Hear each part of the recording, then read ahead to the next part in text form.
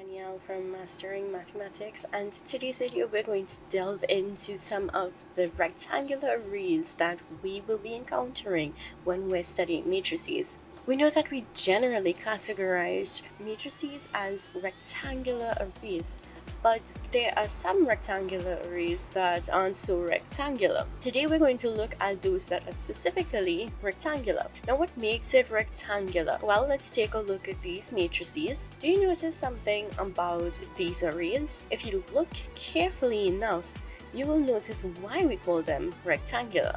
Notice that one particular dimension of the matrix will end up being a bit longer than the other.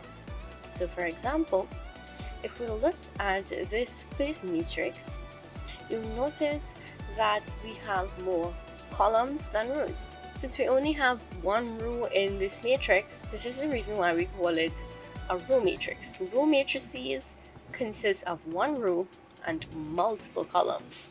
In general, you can say that a row matrix is a 1 times n matrix, where n is the number of columns in the matrix. Alright, now let's take a look at this matrix. Look carefully again, another rectangular array, but this time, what do you notice?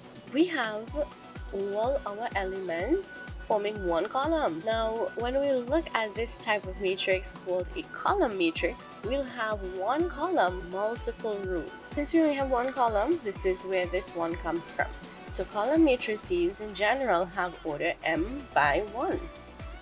Now, we'll pay even more attention to column matrices in a topic called vectors, and we'll focus specifically on 2 by 1 column matrices when we are doing this topic. Let's take a look at this matrix. You'll notice 2 rows and 3 columns. If you look at it, you notice that we have more columns than rows.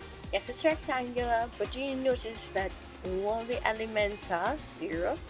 Once you see a matrix consisting of zeros only, this matrix is called a zero matrix or a null matrix. Well, that's it for today. Tune in for the next video, which will continue types of matrices.